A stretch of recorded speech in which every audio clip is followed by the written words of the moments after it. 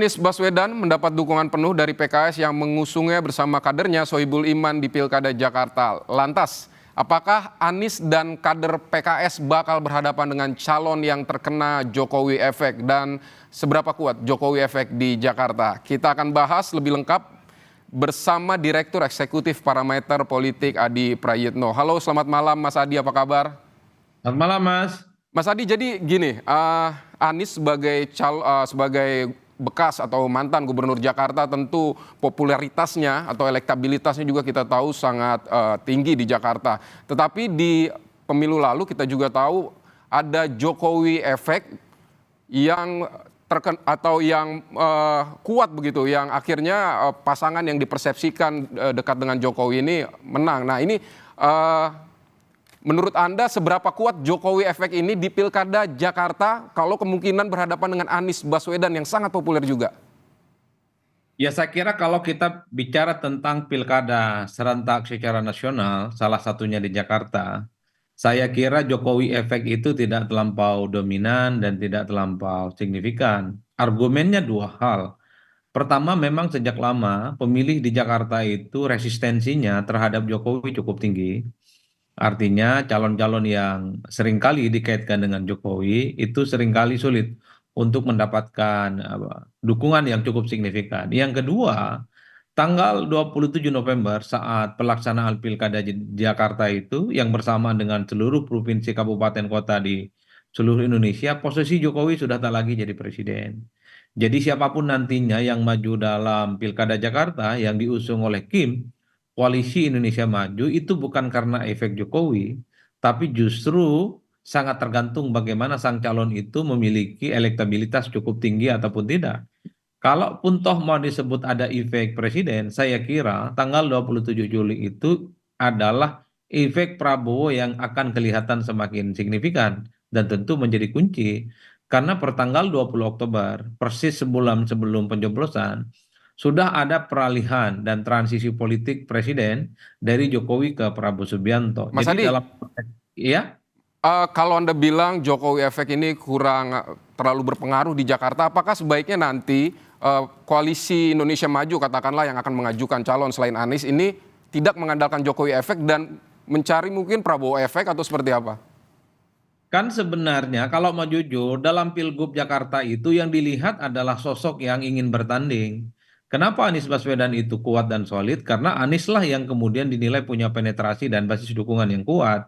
Kenapa nama Ridwan Kamil itu kuat? Itu karena Ridwan Kamil dinilai punya penetrasi dan basis konstituen dan pendukungnya juga mulai solid. Kenapa nama seperti Ahok juga kuat? Itu karena faktor Ahok, bukan karena ada faktor embel-embel didukung oleh salah satu presiden tertentu. Presiden itu hanya sebatas suplemen. Presiden itu hanyalah pelengkap dari instrumen-instrumen kampanye politik untuk memperkuat basis konstituen yang kemudian akan mengarah pada dukungan pada calon tertentu. Kalau mau bicara tentang Jokowi efek yang dimajukan oleh Kim, mestinya bukan Ridwan Kamil atau nama lain, tapi yang mestinya diusung itu adalah Kaisang Pangarap yang notabene-nya adalah anak presiden. Tapi kan Kim ini pastinya realistis. Per hari ini misalnya, Kaisang itu kan tidak terlampau muncul secara signifikan di survei. Padahal Kaisang ini adalah ketua umum PSI, basisnya yang kuat itu salah satunya di Jakarta, tapi di survei itu tidak pernah muncul secara signifikan. Itu artinya apa? Kalau Kaisang yang orang tahu ini adalah duplikatnya Jokowi, dihadap-hadapkan dengan Anies yang kemudian berkoalisi dengan PKS, sulit untuk memenangkan pertarungan di Jakarta. Oleh Apakah karena oleh karena itu, siapapun nantinya yang maju dari luar kubu Anies dan PKS, haruslah mereka yang secara personality punya figur kunci dan figur kuat, bukan karena ada faktor lain. Jadi aura presiden terpilih ataupun siapapun nanti yang menggantikan itu adalah faktor-faktor pendukung, tapi bukan faktor yang utama. Sebut saja misalnya yang maju itu adalah Ridwan Kamil ataupun Ahok sebagai penantang Anies Baswedan misalnya, maka pesona Ahok atau Ridwan Kamil itulah yang harus dijual kepada publik, bukan karena faktor-faktor yang lain di luar itu semua. Baik, Jadi Mas itu Adi. Oke. strateginya. Mas Adi, kita tahan sebentar, kita akan menyimak pernyataan dari Ketua Umum Partai Nasdem Surya Paloh berikut ini.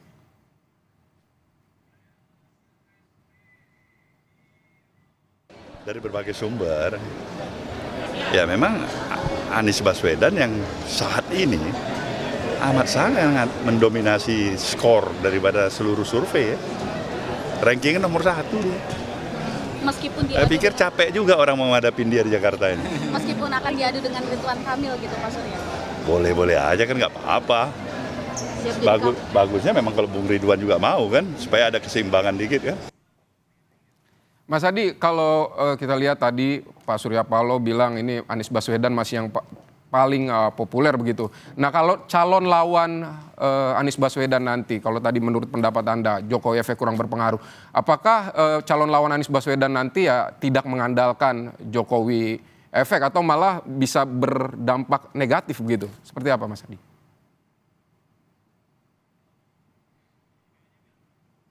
Saya kira siapapun yang menantang Anies Baswedan di Pilgub Jakarta, yang harus dijual adalah figur sang calon. Sebut saja misalnya Ridwan Kamil.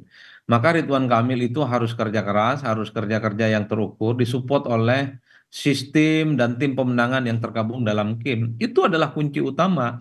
Maka variabel-variabel seperti Jokowi ataupun nanti Prabowo Subianto ketika sudah jadi presiden tanggal 20 Oktober adalah support politik di luar itu semua. Karena kalau kita mau melihat rata-rata kecenderungan secara umum, pemilih Jakarta itu cukup independen, cukup rasional, dan tidak bisa diintervensi oleh siapapun. Ingat Mas, di Jakarta itu hasil pilpresnya, kalau hanya mengandalkan suara Jakarta, Anies itu menang. Di 2024 yang lalu saat pilpres, Prabowo dan Gibran memang unggul dari pasangan Anies Baswedan dan Muhaimin. Tapi keunggulan suara Prabowo Gibran itu adalah limpahan suara dari luar negeri yang kemudian membuat suara Anies di Jakarta kalah. Tapi kalau specifically diukur dari kekuatan politik pemilih Jakarta, itu sebenarnya lebih unggul Anies Baswedan dibandingkan dengan Prabowo Subianto. Itu artinya apa? Figur Anies tetap kuat per hari ini. Oleh karena itu, kalaupun toh Ridwan Kamil atau siapapun nantinya yang bertanding melawan Anies Baswedan, jadi harus bisa dipastikan dia mampu merebut basis-basis konstituen yang selama ini memang dalam banyak hal masih bisa digoyang iman politiknya kepada Anies Baswedan.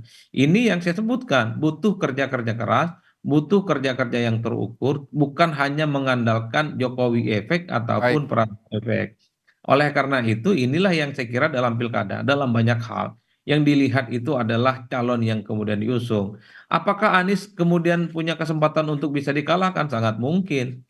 Di pilkada sebelumnya itu kan petahana kecenderungan kalah. Foke itu petahana, maju yang kedua kalinya dia kalah kepada Jokowi dan Ahok saat itu. Kemudian kita juga tahu Ahok itu adalah gubernur petahana, kemudian kalah sama Anies Baswedan. Jadi itu adalah dua success story di mana petahana di Jakarta dia itu tumbang oleh penantang. Nah Anies kalau melihat historisitas itu sangat mungkin juga dikalahkan oleh penantang-penantang Baik. seperti Ridwan Kamil ataupun yang lain. Apalagi misalnya kemenangan Anies Baswedan di 2017 itu kan ada faktor eksternal. Misalnya soal demo 212, mobilisasi massa, termasuk misalnya Ahok saat itu dikaitkan dengan penistaan agama. Di 2024 calon itu tidak ada lagi yang kemudian menista agama, tidak ada lagi instrumen yang terkait dengan mobilisasi agama dan seterusnya. Jadi variabel-variabel ini yang saya kira bisa dijadikan sebagai batu uji bahwa sekalipun Anies sampai hari ini elektabilitasnya paling tinggi, bukan tidak mungkin Anies bisa dikalahkan. Tentu adalah kerja-kerja yang kemudian terukur dan valid, itu yang akan menjadi kunci untuk memenangkan pertarungan di Jakarta. Baik, siapapun yang akan menjadi calon pemimpin Jakarta di pilkada nanti harus tetap bekerja keras begitu ya Mas Adi ya. Oke, terima kasih Mas Adi untuk waktu Anda di Kompas Malam.